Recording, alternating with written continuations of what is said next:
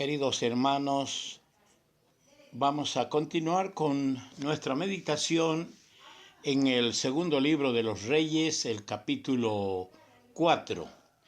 Vamos a dejar ya atrás a la viuda y vamos a entrar en otro escenario.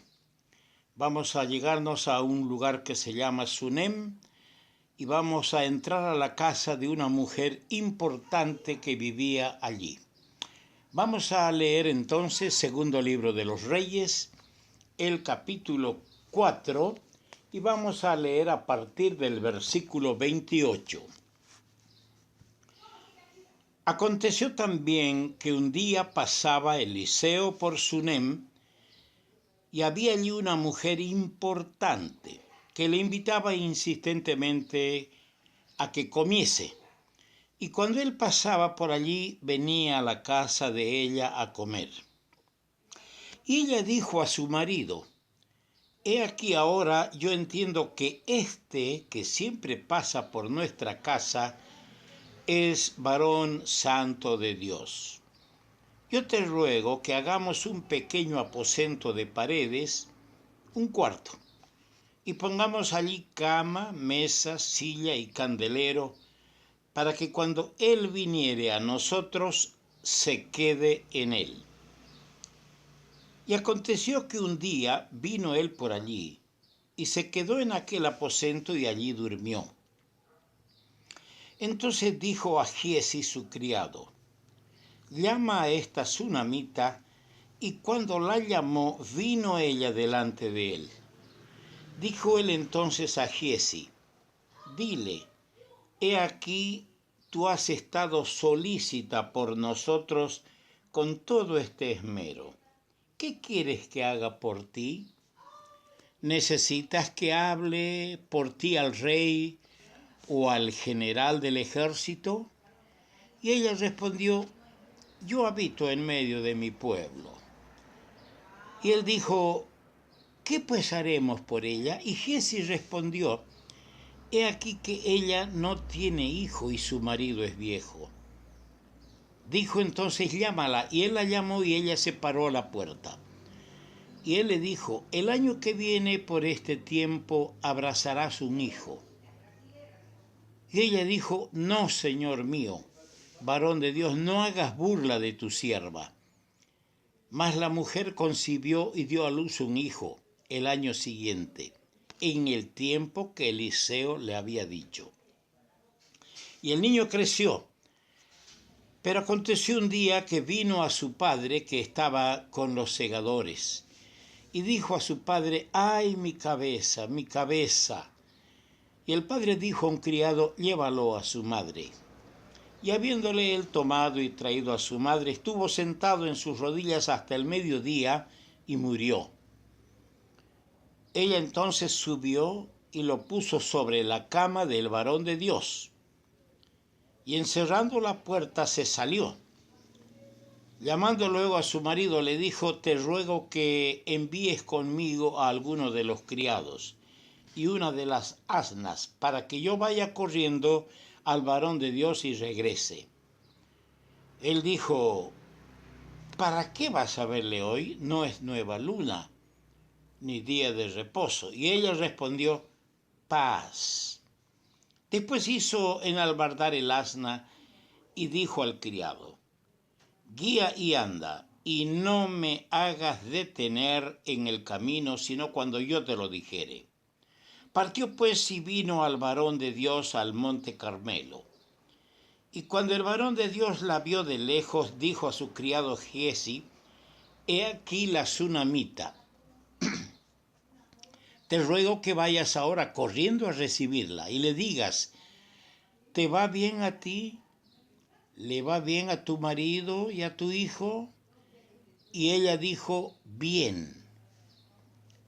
Luego que llegó a donde estaba el varón de Dios en el monte, se asió, se agarró de sus pies, y se acercó Giezi para quitarla, pero el varón de Dios le dijo: déjala, porque su alma está en amargura, y Jehová me ha encubierto el motivo y no me lo ha revelado. Y ella dijo: pedí yo a mi Señor? ¿No dije que no te burlases de mí? Hasta ahí por ahora la lectura de la palabra de Dios.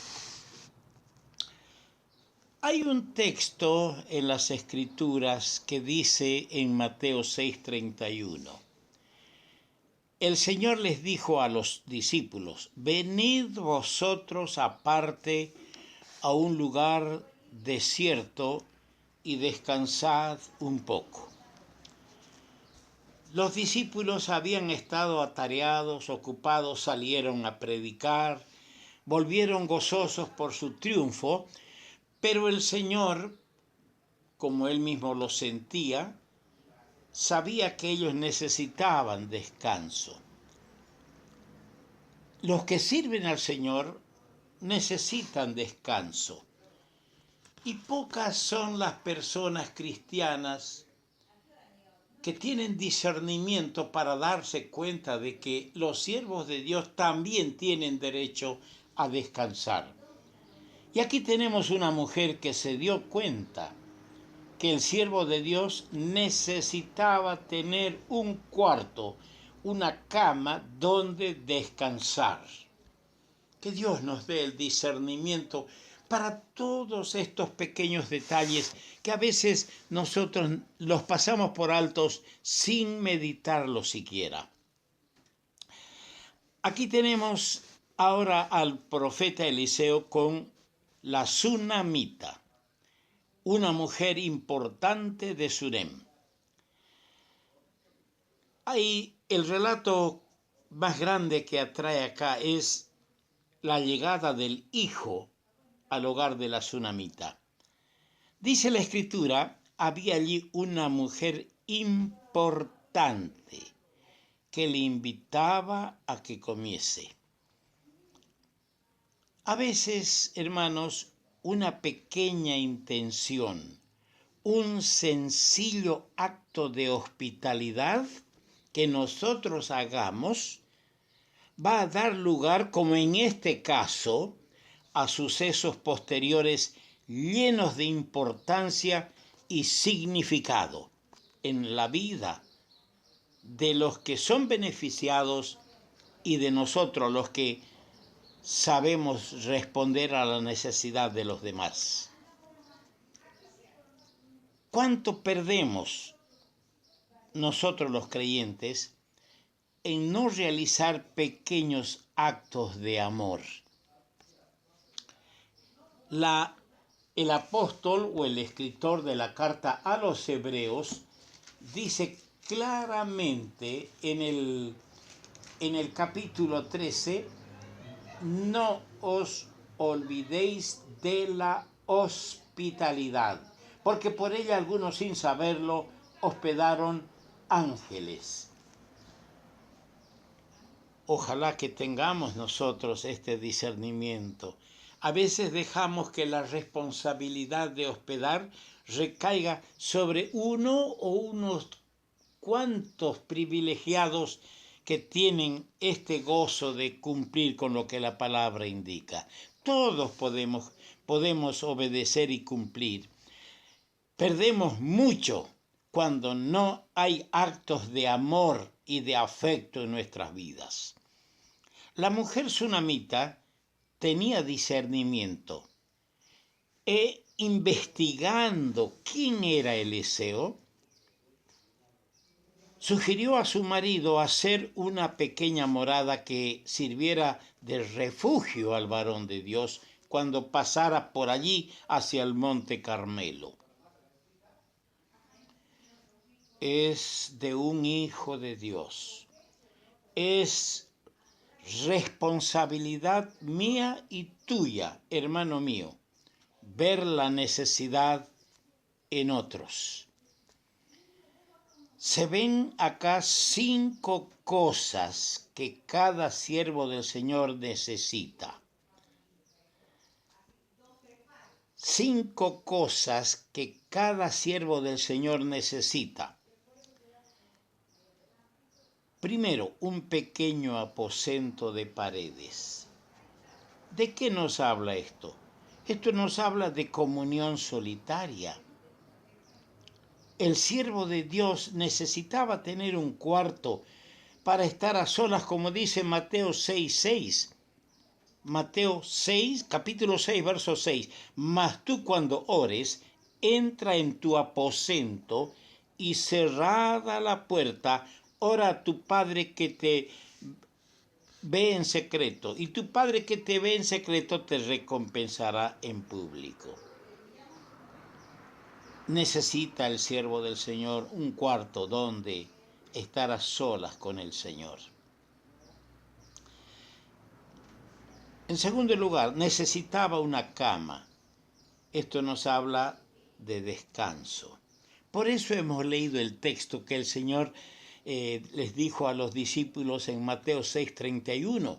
Él les dijo, venid vosotros aparte a un lugar desierto y descansad. Hermano, tal vez yo conocí un hermano en una ciudad grande en la Argentina que no descansaba. Era un hermano que tenía una pequeña ferretería de lo que él vivía. Pero ese hombre no descansaba, la ciudad es grande, buscando niños para llevar a la escuelita dominical. No descansaba una siesta, trabajando, buscando almas, visitando a los hermanos.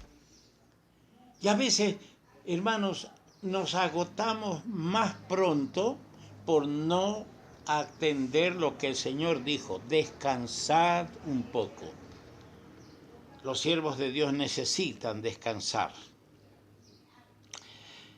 Pero también necesitaba una mesa, y esto nos habla de alimento. ¿Ha pensado usted? ¿He pensado yo que los siervos de Dios saben comer? ¿Cuántas veces nos olvidamos de que los siervos de Dios saben comer? Claro, no estamos acostumbrados a gritar, a poner canastas, bolsas para pedir el diezmo, porque eso no es escritural. El diezmo era para Israel. Ahora en la iglesia cada uno pone conforme haya prosperado y según lo que pueda poner. Y acostumbrados a eso, a esa enseñanza, ponemos poco. Somos miserables. Y no sabemos de qué vive y qué comen los siervos del Señor. Necesitaba una mesa. Nos habla de los alimentos que el siervo de Dios necesita. Necesitaba una silla. Y esto nos habla de meditación. Qué bueno es sentarse tranquilo con las sagradas escrituras, a estudiar, a meditar, a ser bendecido con la enseñanza que el gran Maestro, el Espíritu Santo que mora en nuestro corazón, nos quiere instruir y revelar cosas de Cristo para que nosotros seamos sabios, y bien sabios si las obedecemos, y luego generosos si las compartimos con nuestros hermanos. Pero también necesitaba candelero. Esto nos habla de un lugar de testimonio en el hogar. Qué bueno es cuando hay un buen testimonio, una luz en el hogar que brilla para Cristo. Sucedió que andando el tiempo, el hijo que tan maravillosamente el Señor había dado, conforme a la promesa del siervo de Eliseo, el niño murió. La madre en su aflicción acostó al niño en la cama del profeta. Curioso. Lo subió al niño a la cama del profeta y luego fue a buscar al varón de Dios al monte Carmelo. Cuando llegó, se asió, se agarró de sus pies, dice el versículo 27. Una escena muy parecida a esta de agarrarse de los pies encontramos en Juan 11:32, relacionada con la muerte de Lázaro en Betania. Al acercarse el Señor, Marta fue la primera en salir a su encuentro y le dijo: Señor, si hubieses estado aquí, no habría muerto mi hermano. Pero cuando llegó su hermana, María, al encuentro del Señor, dijo las mismas palabras, pero con una diferencia, que ella, María, se derribó a sus pies. Dice allí en Juan 11:32, María al verle se postró a sus pies. ¿Por qué lo hizo? Porque María conocía el secreto de aquellos pies a los cuales ella ya había estado en Lucas 10. A los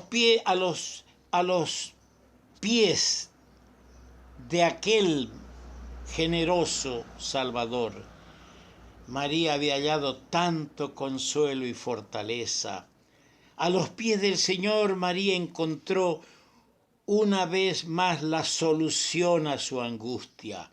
Encontró la simpatía a su dolor. Encontró el poder para su debilidad y la gracia para esa ocasión.